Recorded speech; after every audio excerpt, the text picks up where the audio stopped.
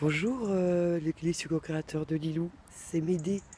Je commence ma vidéo et qu'est-ce que je vois, un petit écureuil qui monte dans l'arbre. Oh, c'est trop mignon. Bon, je suis dans le parc de La Rochelle. C'est l'automne, donc vous voyez, des beaux arbres, des belles couleurs. Et dès que j'avais envie de vous montrer le ciel, aujourd'hui bleu, je regarde ce petit écureuil, il est super. C'est trop mignon. Bref, et puis je suis tombée sur cet arbre-là. Alors je vous le montre. Hein, voilà, je vous le montre, cet arbre. Je ne sais pas si vous voyez bien. Il est couché. Là. Il m'a attiré. Vous voyez, il est couché, il a encore ses racines au sol. Et puis, je sais pas, j'ai trouvé ça super. Je me suis allongé dessus. Et puis, je me suis dit, tiens, je vais faire ma vidéo ici. Alors, ce que je voulais vous dire, ce que ça m'a donné comme impression, c'est que même quand on est presque tombé à terre, il y a toujours des racines qui nous maintiennent au fond. Et ces racines, c'est l'amour. Et c'est la confiance en soi. Et c'est peut-être beaucoup de partage et d'aide des autres. L'arbre, il arrive à vivre. Il arrive à vivre couché. C'est surprenant. Il est là. Et il est vivant. Donc, moi, j'ai trouvé ça joli comme symbolique.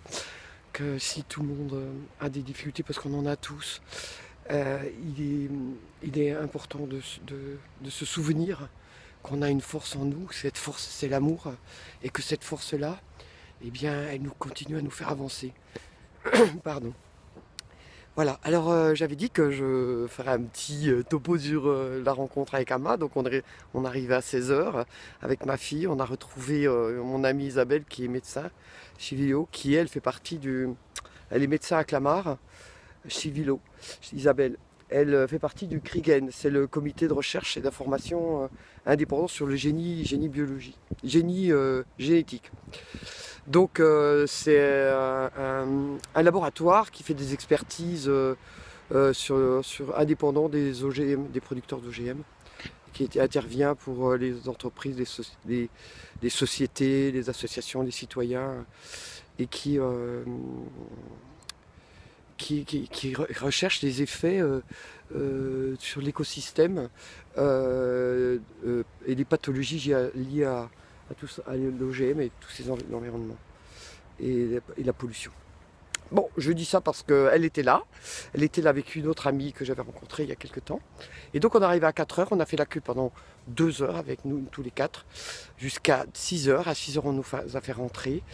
Et on a encore attendu. Et chacun avait un petit ticket pour pouvoir aller étreindre Emma à partir de 22 h 30. Donc, on a mangé un indien, donc c'était délicieux. Il y avait plein de gens, on était 3500 à peu près là. C'était jeudi dernier.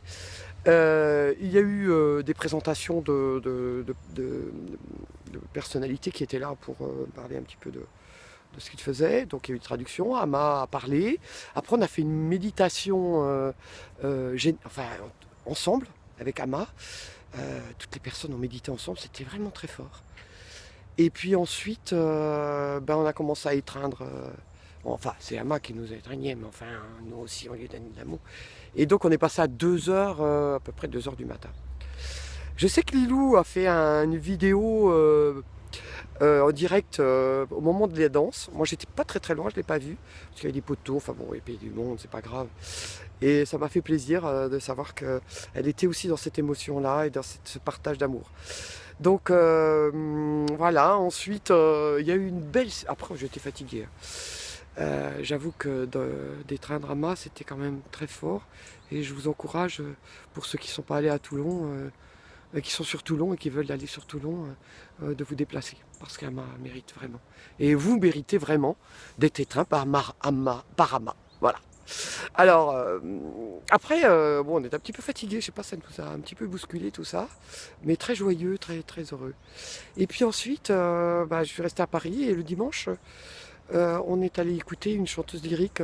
C'est une vidéo que j'ai mise sur le défi des 100 jours, où par la voix, elle donne de l'amour avec beaucoup d'émotion. Alors on allait visiter Montmartre et elle chantait à des endroits particuliers où il y avait une certaine résonance.